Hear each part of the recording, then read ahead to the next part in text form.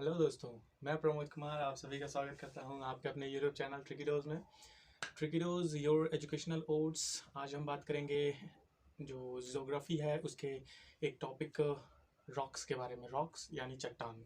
तो चलिए देखते हैं।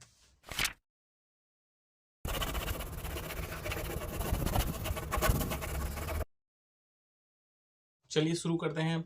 आज का टॉपिक रॉक्स है और रॉक्स मतलब चट्टान। तो पृथ्वी पे जो क्रस्ट है, टॉप मोस्ट अपर लेयर, तीन जो लेयर मैंने बताया था पिछले बार इंटरनल स्ट्रक्चर के बारे में। जो अर्थ के इंटरनल स्ट्रक्चर है उसमें तीन लेयर हैं, उसमें से टॉप मोस्ट जो है वो है आपको क्रस्ट। क्रस्ट में जो भी मात्रा, जो हार्ड से हार्ड हो या फिर सॉफ्ट से सॉफ्ट हो, कोई भी चीज़ अवेलेबल है वो आपको चट्टान के रूप में पाया जाता है। चट्टान उसको कहते हैं। चट्टान को मेनली तीन रूप में विभाजित किया गया है। एक आग्नेय चट्टान जो कि इग्नियस रॉक होता है। देन उसके बाद सेडिमेंट्री रॉक्स होते हैं जो अवसादी चट्टान कहलाते हैं हिंदी में। देन उसके बाद आपके आते हैं मेटामॉर्फिक रॉक जिसको कि रूपांतरित चट्टान कहते हैं। इन तीनों को अपने अपने अनुसार एक इंजीनियरिंग डिपार्टमेंट में लाने जैसे, या फिर जो उपयोग है उसका, जिस जगह पे उपयोग है उसको उस हिसाब से अपने वाइज कैटेगरी वाइज रखा गया है। तो चलिए बात करते हैं फर्स्ट जो आपका चट्टान है यानी इग्नियस रॉक आग्नेय चट्टान के बारे में, उसके बारे में बात करते हैं इग्नियस रॉक के बारे में। इग्नियस रॉक आग्नेय चट्टान, इसको प्राइमरी रॉक्स भी कहते हैं। इसकी वजह ये है कि प्राइमरी रॉक इसको इसलिए कहा जाता है क्योंकि जो वोल्केनोज हैं, वोल्केनो में आपको डायरेक्ट नीचे से जो लावा या मैग्मा बर्स्ट होकर जो बाहर निकलता है और वो फिर बाहर आकर के जम जाता है, उसी को ही प्राइमरी रॉक, क्योंकि वो प्राकृतिक रूप से नीचे से हमारे जो नीचे ज़मीन के नीचे से जो प्राकृतिक रूप से बाहर आकर के निकलता है और फिर जाकर के वो जम जाता है, इसलिए उसको प्राइमरी रॉक कहते हैं। अब बात करते हैं आपको, इसको एक और नाम भी कहते हैं क्योंकि इसको ये बहुत लावा पिघला हुआ लिक्विड वे में बाहर आता है, तो इसको हम लोग मेल्टिंग रॉक भी कहते हैं क्योंकि ये पिघला हुआ रहता है और बाहर में आकर के धीरे धीरे वो जम जाता है। बात करते हैं जो हमारे क्रस्ट हैं, जो ऊपर के जो लेयर हैं हमारे पृथ्वी के, वो 90 to 95% अप्रॉक्स इन्हीं जो प्राइमरी रॉक्स हैं या फिर इग्नियस रॉक्स हैं उन्हीं से बना हुआ होता है। इसमें खनिज की मात्रा बहुत ज़्यादा होती है, जो कि जो अंदर में, जैसे कि आपको मैंने डेंसिटी वाइज बताया था कि नीचे जो है सो आपको सीमा सिलिकॉन और मैग्नीशिया की मात्रा ज़्यादा होती है, तो इसमें खनिज की मात्रा बहुत ज़्यादा होती है। आयरन, मैग्नीशियम, ये सब बहुत ज़्यादा मात्रा में होती है, जो कि आपको डिस्प्ले पे साइड में दिख रहा होगा कितनी कितनी क्वांटिटीज़ होती हैं। अब बात करते हैं इसकी अवेलेबिलिटी। इसकी जो स्ट्रेंथ होती है बहुत ज़्यादा होती है, और ये जब कोरोजन होता है किसी वेदरिंग प्रोसेस, जो कि एक वेदरिंग प्रोसेस होता है, जो कि बारिश हो या बर्फ़ हो, इन सब की वजह से, या फिर टेम्परेचर हाई हो गया, इन सब की वजह से जो वेदरिंग प्रोसेस होता है इसकी कोरोजन होती है, धीरे धीरे इसका घिसना होता है। तो ये सब एक प्रक्रिया के बाद जो है आपको काली मिट्टी का निर्माण होता है। जैसे कि आप साउथ इंडिया में देखेंगे, उधर काली मिट्टी की मात्रा बहुत ज़्यादा है। जैसे वहाँ पे अराउंड ऑल ओवर इंडिया मतलब 20% जो है वहाँ काली मिट्टी ही पाई जाती है पूरे इंडिया का। तो 20% वहाँ काली मिट्टी पाई जाती है इन्हीं सब वजहों से, क्योंकि वॉल्केनिक्स वगैरह नीचे बहुत ज़्यादा थे पहले बहुत पहले की बात है। क्योंकि नीचे जो मैक्सिमम आपको समुद्र के नीचे से ही ज्वालामुखी दिखती हैं, क्योंकि वहाँ पे लेयर थोड़ा पतला होता है। इन सब वजह से आपको किनारे पे ये सब चीज़ देखने को मिलता है। अब बात करते हैं अवसादी चट्टान, जो कि आपको, जिसको हम सेडिमेंट्री रॉक्स कहते हैं। सेडिमेंट्री रॉक्स, अवसादी चट्टान। तो बात करते हैं इनके बारे में।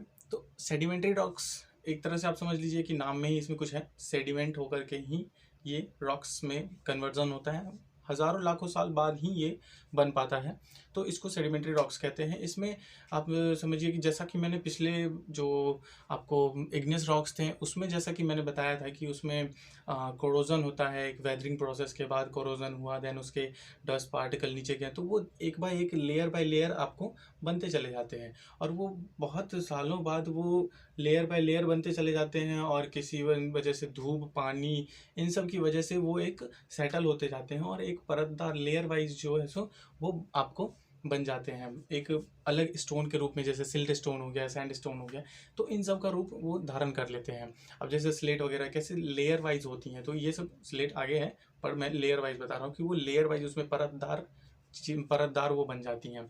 तो ऐसे ऐसे जो चट्टान होती हैं, ऐसे जो रॉक्स होती हैं, उसको हम सेडिमेंट्री रॉक्स, अवसादी चट्टान कहते हैं। अवसादी चट्टान की बात करें तो इसको वक्त, जैसा मैंने बताया कि इसको वक्त आपको लग जाता है बहुत ज़्यादा। इसमें 3 प्रक्रियाएं होती हैं, मैकेनिकली, केमिकली एंड ऑर्गेनिक। तो मैकेनिकली रॉक जो होते हैं उसमें आपको बता दें कि जो हम लोग ईंटें पत्थर तोड़ते हैं, ऐसे टाइप का जो प्रक्रिया होता है, एक मनुष्य की तरफ से जो प्रक्रिया होता है, उसमें जो टूट फूट करके बनता है, उस चीज़ को हम लोग मैकेनिकल रॉक कहते हैं, मैकेनिकली फॉर्म्ड रॉक। उसमें सैंड स्टोन, सिल्ट स्टोन भी आते हैं। फिर उसके बाद बात करते हैं केमिकली रॉक। केमिकली जो एक वेदरिंग प्रोसेस है, उसको केमिकली फॉर्म्ड रॉक कह सकते हैं, क्योंकि उसमें एक तरीके से आप समझ लीजिए कि जो वर्षा हो रही है, देन उसके बाद धूप पड़ रही है, टेम्परेचर का इंक्रीमेंट, तो उसमें धीरे धीरे क्रैक्स आती हैं, टूटता है, थोड़े ग्रैनुलर पार्ट्स में वो टूट जाते हैं। तो इस वजह से वो धीरे धीरे कहीं जा करके एक जगह सेटल होती हैं, किसी फॉर्म में हो सकता है वो हवा के थ्रू चले जाए, हो सकता है किसी पानी के थ्रू चले जाए, तो वो जा करके एक जगह सेट हो जाती है और धीरे धीरे वो एक नए पत्थर का निर्माण करती हैं, जो कि अवसादी चट्टान के रूप में जाना जाता है। नेक्स्ट पॉइंट जो है आपका, वो है आपको मेटामॉर्फिक रॉक, जो कि रूपांतरित चट्टान कहते हैं उसको। अब आप सोच रहे होंगे कि रूपांतरित क्यों कहते हैं। हमने तो पढ़ लिया एक डायरेक्टली इग्नियस रॉक जो कि प्राइमरी रॉक है, देन उसके बाद उसके कोरोजन के बाद जो लेयर बन बन के धीरे धीरे हज़ारों लाखों साल बाद जाकर के चट्टान बनता है, उसको हम लोग अवसादी चट्टान कहते हैं। अब ये रूपांतरित चट्टान कैसा है, तो आप सिंपल वे में समझिए कि एक रूपांतरित अवसादी आग्नेय रॉक, आग्नेय चट्टान यानी आपको इग्नियस रॉक है। देन उसके बाद आपको जो अवसादी चट्टान है उसकी बारे में बात करते हैं। तो कुछ ऐसा होता है कि जैसा फर्स्ट वाला जो मैंने बताया कि क्रस्ट नीचे से मोल्टेड मैग्मा वगैरह जो है, तो मोल्टेड मैग्मा वगैरह बाहर आकर के निकल के जम जाते हैं। पर कभी कभी ऐसा होता, कभी कभी नहीं, मोस्टली ऐसा होता है क्या कि कुछ लावा, कुछ मैग्मा जो है सो अंदर ही ज़मीन के नीचे ही वो जम जाते हैं, और जमने के बाद से वो एक वहीं जम जाते हैं। धीरे धीरे बहुत वक्त लेते हैं, हो सकता है वो डेड हो जाए, एक बर्स्ट के बाद एक वो जम जम खत्म हो जाए, ज्वालामुखी खत्म हो जाए, तो नीचे ही वो मैग्मा जम जाते हैं। अब उसके ऊपर इतने ज़्यादा प्रेशर हैं, और फिर उसकी बात करें तो एक अंदर टेम्परेचर भी है ऑलरेडी नीचे, जो हमने बताया था कि नीचे crust, then mantle, then core, नीचे अराउंड 6000 डिग्री सेल्सियस के आसपास टेम्परेचर होती है। तो एक हाई प्रेशर जो कि ऊपर में माउंटेन्स के इतने बड़े बड़े मास एरिया के जो माउंटेन्स हैं उसके प्रेशर, देन नीचे टेम्परेचर, इन दोनों की वजह से जो नया फॉर्मेशन होता है पत्थर का, उसको ही हम लोग मेटामॉर्फिक रॉक यानी अपसादी चट्टान कहते हैं। अब इसमें जो है सो एक तरीके से आपको समझा दूं तो कभी कभी पत्थर आपने ऐसा देखा होगा कि कुछ लेयर वाइज पत्थर होती हैं, और कुछ में जो आकार उसका ऐसा बदल देता है, उसकी लाइंस जो है ना टेढ़ी टेढ़ी दिखती हैं। तो वो सब प्रक्रिया भी उसी वजह से होता है, जो कि एक पत्थर को जो है सो चाप बहुत ज़्यादा प्रेशर दिया जाता है, और बहुत ज़्यादा टेम्परेचर की वजह से उसमें जो है सो बदलाव आता है। अब बात करते हैं फॉलिएटेड रॉक और नॉन फॉलिएटेड रॉक की। तो नॉन फॉलिएटेड रॉक जो मैंने लाइंस वाले बताएं कि फॉलिएटेड रॉक्स, देन उसके बाद मैंने बताया कि नॉन फॉलिएटेड रॉक्स ऐसे हो गए कि उसमें छोटे छोटे कण होते हैं, ग्रैनुलर पार्ट्स में होते हैं, उसमें समझ लीजिए कि पत्थर के छोटे छोटे कण के मिक्सअप कर दिया हो, ऐसा टाइप का आप समझ लीजिए। एक एग्जांपल में आपको इमेज आपको दिख रहा होगा, उसमें आप समझ लीजिए कि फॉलिएटेड और नॉन फॉलिएटेड रॉक्स किस टाइप के होते हैं। तो दोस्तों आपका बेसिक ये चीज़ आपका ख़त्म होता है। जो भी आपको नोट्स हैं वो आपको पीडीएफ में प्रोवाइड होंगे। तो दोस्तों लास्टली मैं यही कहूँगा कि आपके ये रॉक्स के पार्ट्स थे, देन रॉक्स वो ख़त्म हो चुके हैं।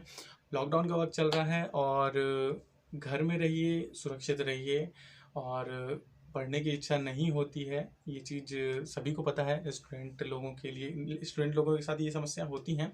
तो मैं ये कहना चाहूँगा कि थोड़ा थोड़ा पढ़िए, लेकिन पढ़ते रहिए। इससे क्या है, आपका फ्लो बना रहेगा और आपको मान लीजिए कोई एग्जाम्स आ गए सडन, तो आपके पास एक बर्डन नहीं होगा, क्योंकि आप धीरे धीरे उस चीज़ को ख़त्म करते जा रहे हैं। और हम लोग कोशिश कर रहे हैं कि छोटी से छोटी वीडियो बनाएं, ताकि आप लोग तुरंत उस चीज़ को गेन करें। So thank you so much. और सब्सक्राइब नहीं किया तो सब्सक्राइब कीजिए, शेयर कीजिए और दोस्तों को ज़रूर बताइए। और हम लोग आपके लिए हर प्लेटफॉर्म पे चाह रहे हैं कि जिस प्लेटफॉर्म पे आप जाएं, हम अवेलेबल हों। इसलिए जल्द से जल्द आपको हर छोटी से छोटी ट्रिक आपको प्रोवाइड करेंगे। Thank you so much.